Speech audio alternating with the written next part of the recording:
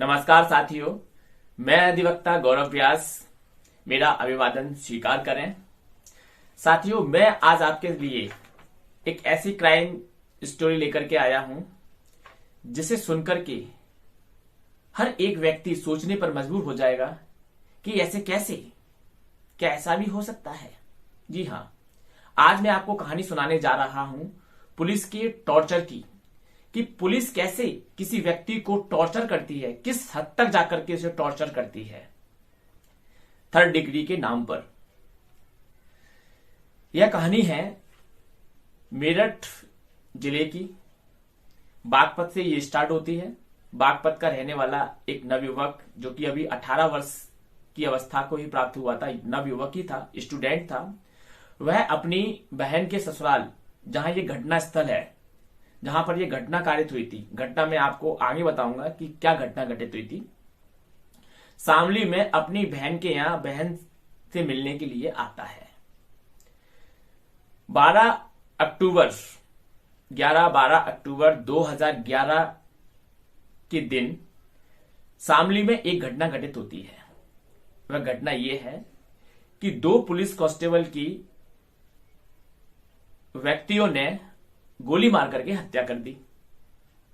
अब ये हत्या जो की गई थी, जिसमें से एक कांस्टेबल मारा गया, दूसरा कांस्टेबल बच गया, घायल हो गया, और उस कांस्टेबल की जो राइफल थी वो भी अपराधियों के द्वारा छीन ली गई, ऐसा पुलिस का आरोप है।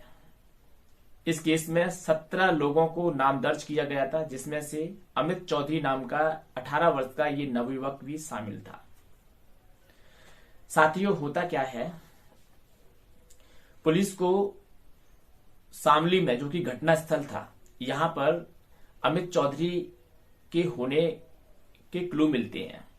घटना स्थल पर उपस्थित होने के क्लू के आधार पर, जैसे कि आजकल अमूमन देखा गया है कि इन्वेस्टिगेशन के दौरान पुलिस एसडीएम डाटा निकालती है और उस डाटा को ट्रेस करते हुए लोगों इन्वेस्टिगेशन को आगे बढ़ाती है। लेकिन क्या डाटा के आधार पर ही आप किसी व्यक्ति का घटना स्थल पर उपस्थित होने के आधार पर ही उसे आप अपराध में संलिप्त कर सकते हैं? ये जांच का विषय है और प्रारंभिक जांच में ये सुनिश्चित कर लेना पुलिस का कर्तव्य है। तो इसमें होता यह है कि पुलिस के द्वारा अमित चौधरी नाम के इस स्टूडेंट्स को उठाया जाता है, सिर्फ इसलिए कि उसकी उस दिन लोकेशन उस गांव में थी जहां पर पुलिस वालों पर गोली चला करके उनकी हत्या कारित की गई थी। पुलिस इसे उठाती है और अपने साथ थाने ले जाती है। थाने ले जाने के बाद पुलिस कम से कम 10 दिन तक इसकी गिरफ्तारी ही दर्ज नहीं करती है और अपनी कस्टडी में रखती है। इन 10 दिनों के अंदर अंदर पुलिस ने अपना टॉर्चर स्टार्ट किया। जगह बदलती रही, थाने बदलती रही, लॉकअप रूम बदलती रही और टॉर्चर निरंतर जारी रहा। अधिकारी बदलते रहे, पुलिस स्टाफ बदलता रहा और उसका टॉर्चर जारी रहा। टॉर्चर किस हद तक था, उसकी जो साइड की उंगलियां होती हैं, पुलिस वालों के द्वारा उसकी ये उंगलियां तक ऐसे पीछे मरोड़ दी गई। ये उसके टॉर्चर करने के जो तरीके थे पुलिस के, ये स्वयं अमित चौधरी ने इंटरव्यू में आकर के बताया कि कैसे उसे पुलिस के द्वारा कुर्सी पर बैठा करके उसके माइंड में यहां लगा करके करंट दिया गया, कैसे उसके पैरों में लाठियां भाजी गई, कैसे उसके गालों को थप्पड़ों से सुझाया गया। हर एक पुलिस वाला जो उस समय उसके समक्ष होता टॉर्चर के नाम पर, या यूं कहें कि थर्ड डिग्री के नाम पर, वो सब उसके साथ टॉर्चर करते बारी बारी। जिंदा बच गया, ये उसका सौभाग्य था। अब यहां आप एक बात और नोट कीजिए कि पुलिस जब उसे न्यायालय में पेश करने ले जाती तो उस समय उसे पेश किया जाता जब न्यायाधीश पीठासीन अधिकारी अपनी कुर्सी पर नहीं होते थे। बाबुओं से साठगांठ करके मिल करके दूर से दिखा करके कि ये हाजिर कर दिया और इसे ले जा रहे। कहीं जज उसे देख ना ले कि ये कंडीशन कैसे हो गई, इसके शरीर पर इतने सारे घाव कैसे हैं। तो पुलिस वाले बड़ी चालाकी से उसे न्यायालय में पेश करते और वापस ले आते। इस दरमियान उसका मेडिकल भी पुलिस वालों ने कराया, क्योंकि पुलिस वालों के द्वारा उसके साथ जो जाति की गई थी, उसके साथ जो मारपीट की गई थी, उसको छुपाने के लिए इसमें डॉक्टर भी सम्मिलित है। उसके साथ जाति में डॉक्टर का भी योगदान बनता है, क्योंकि पुलिस जब उसे अमित चौधरी को मेडिकल कराने के लिए हिरासत में लेकर के डॉक्टर के पास पहुंचती है, तो जब उसका मेडिकल हो रहा होता है तो पुलिस वाले भी वहां उपस्थित होते हैं और डॉक्टर उनकी उपस्थिति में उसका मेडिकल करता है। अब यहां देखिए, डॉक्टर का मिसकंडक्ट, इसे जिस डॉक्टर का मिसकंडक्ट ही कहा जाएगा, रिकॉर्ड पर यह बात है, अमित चौधरी ने बताया अपने इंटरव्यू में कि कैसे डॉक्टर ने उसकी इंजरी को, उसके घावों को, उसके चोटों को देखते हुए अनदेखा कर दिया और एक रिपोर्ट बनाई, कि एक नॉर्मल रिपोर्ट बनाई डॉक्टर के द्वारा। तो पुलिस के साथ डॉक्टर भी इसमें सम्मिलित है। अफसोस ये कि ऐसे कृत्य डॉक्टर, पुलिस के द्वारा जब अंजाम दिए जाते हैं और उन्हें उनके किए गए कृत्यों के लिए दायित्वाधीन नहीं ठहराया जाता है, तो कहीं ना कहीं इससे न्याय की हानि होती है। उसके साथ ये टॉर्चर निरंतर चलता रहा और वह उस टॉर्चर को झेलता रहा। अंततः पुलिस ने उसे उसकी विधिवत गिरफ्तारी दिखाते हुए उसको 10 दिन बाद गिरफ्तार किया डॉक्यूमेंट्स में और न्यायालय में पेश किया और न्यायालय से उसका जेल वारंट बना करके जेल भिजवाया। जब जेल पर पुलिस अधिकारी उसे छोड़ने गए, जेल अथॉरिटी को उसे सुपुर्द करने गए, तो यह देखा गया कि कैसे पुलिस वाले जल्दी से जल्दी उसे जेल को सुपुर्द करके वहां से निकलना चाहते थे। और पुलिस वाले निकलने, जैसे जेल को सुपुर्द किया तो पुलिस वाले निकलने लगे वहां से। जब जेल स्टाफ ने यह देखा कि ये तो मरणासन हालत में पुलिस वाले इसको देखे जा रहे हैं, अगर कल के लिए ये जेल में ही मर गया तो पुलिस वाले तो एक साइड हट जाएंगे, यहां जेल प्रशासन इसके लिए दायित्वाधीन हो जाएगा कि इसकी मृत्यु कैसे हुई। पुलिस वाले तो इसे दे गए थे, अच्छा, लेकिन इसकी मृत्यु हो गई है। तो यहां जेलर ने अपनी सूझबूझ और समझदारी का परिचय देते हुए उन पुलिस वालों को रोका और उनसे यह कहा कि आप इस मरणासन स्थिति में आप हमें यहां दे के जा रहे हो, ये तो मर जाएगा, क्योंकि ये इसके शरीर पर इतने घाव हैं, इतनी चोटें हैं कि अब ये ठीक से चल भी नहीं पा रहा है। रुकिए, इसका दोबारा मेडिकल कराने की आवश्यकता है। और जेलर के आदेश पर अमित चौधरी को, जो कि पुलिस के द्वारा प्रताड़ित किया गया था, उसे जेल के अस्पताल में भेजा गया, उसका मेडिकल कराया गया। तब पता चला कि उसके शरीर पर कितने घाव हैं, कितनी चोटें हैं। पहली बार यह सामने आता है ऑन रिकॉर्ड पुलिस का यह कृत्य।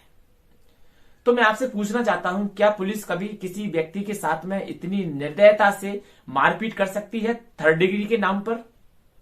क्या कानून में ऐसे कोई प्रावधान मौजूद है कि किसी व्यक्ति को पूछताछ के दौरान, इन्वेस्टिगेशन के दौरान अपनी कस्टडी में लेकर के उसके साथ इस तरह बेरहमी से निर्दयता पूर्वक मारपीट करना, क्या यह भारतीय संविधान के उपबंधों का उल्लंघन नहीं है? मानव की देह और गरिमा का उल्लंघन नहीं है? बिल्कुल उल्लंघन होता है। भारत का संविधान किसी भी व्यक्ति को इस प्रकार टॉर्चर करने का कोई अधिकार किसी भी व्यक्ति को, किसी भी प्रशासनिक अधिकारी को नहीं देता है। हां, कानून में, सीआरपीसी में यह उपबंध अवश्य है कि जब कोई व्यक्ति जिस पर मृत्यु या आजीवन कारावास से दंडनीय किसी अपराध का अभियोग नहीं है, तो ऐसे व्यक्ति की पुलिस किसी भी अवस्था में मृत्यु कारित नहीं कर सकती। ठीक है? यदि किसी व्यक्ति पर ऐसा कोई अभियोग है, ऐसा कोई आरोप है जिसमें सजा मृत्यु दंड या आजीवन कारावास हो सकती है, तो अमूमन देखा गया है कि जब व्यक्ति भागने की कोशिश करता है पुलिस कस्टडी से, तो पुलिस उसे पकड़ने के लिए आवश्यक सब साधन, यानी कि जितना बल प्रयोग करना आवश्यक हो उतना बल प्रयोग कर सकती है। और इस बल प्रयोग में उस व्यक्ति की अगर मृत्यु कारित होती है तो वह कानून के अनुसार सही है, लेकिन यह बताना होगा कि मृत्यु कारित करने की भी दशाएं कौन सी थी। सबसे पहले अगर व्यक्ति भागता है तो उसे पैर में गोली मारनी चाहिए, उसके वाइटल पार्ट पर गोली नहीं मारना चाहिए। अगर वे गलती से पैर में गोली मारने के चक्कर में यदि वाइटल पार्ट पर गोली लग जाती है तब भी ये न्यायानुमति होगा।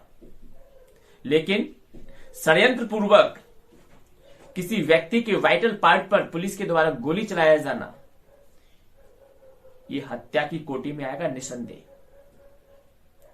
हम देखते हैं कि हमारे देश में कैसे फर्जी एनकाउंटर होते हैं और निर्दोष लोग फर्जी एनकाउंटर में मारे जाते हैं। इस फर्जी एनकाउंटर की आड़ में कभी कभी जो दोषी व्यक्ति होता है वह बच जाता है, क्योंकि अब पुलिस की मजबूरी होती है कि दोषी व्यक्ति को तो निकालना ही पड़ेगा, क्योंकि उन्होंने निर्दोष व्यक्ति को मार दिया है। कोर्ट को क्या जवाब देंगे, कोर्ट को कैसे जस्टिफाई करेंगे कि ये जो मारा गया है वह निर्दोष था। ठीक है, तो इस प्रकार के जो फर्जी एनकाउंटर होते हैं, इन एनकाउंटर में हो सकता है कि निर्दोष व्यक्ति मारा जाए और दोषी व्यक्ति हमेशा के लिए कानून की गिरफ्त से निकल जाए, छूट जाए। तो साथियों, ये है पुलिस के टॉर्चर की एक कहानी जो कि अमित चौधरी ने सुनाई। जब अमित चौधरी जेल से बाहर आते हैं, कम 2 साल इस इल्जाम में अमित चौधरी 2 साल जेल में रहा और 2 साल के बाद जब उसे बेल मिली, वह बाहर आया, उसने अच्छाई का मार्ग अपनाया, अपनी ग्रेजुएशन पूरी की और अंततः उसने अपने आप को बचाने के लिए उसकी मजबूरी हो गई कि वह वकालत करेगा और उसने वकालत की, एक वकील बना, दूसरों के भी केस में पैरवी की और अपनी भी केस में पैरवी की और अंततः वह 12 साल बाद न्यायालय के आदेश अनुसार जजमेंट में उसे बाइज्जत बरी किया गया। तो साथियों, कैसे पुलिस ने एक निर्दोष व्यक्ति को सिर्फ शक के आधार पर, घटना स्थल पर उपस्थित होने के आधार पर उसे मुलजिम बनाया और उसे मुलजिम ही नहीं बनाया, उसे टॉर्चर भी किया, उसके मानवाधिकारों का उल्लंघन किया। साथियों, अक्सर यह देखा गया है कि पुलिस 3rd डिग्री के नाम पर लोगों से पूछताछ कम करती है, मारपीट ज्यादा करती है। मैं आपको बता दूं कि ना तो पुलिस रूल्स रेगुलेशंस में, ना ही पुलिस अधिनियम में और ना ही भारत के किसी भी कानून में और ना संविधान में ऐसा कोई प्रावधान मौजूद है जो पुलिस को यह अधिकार देता हो कि वह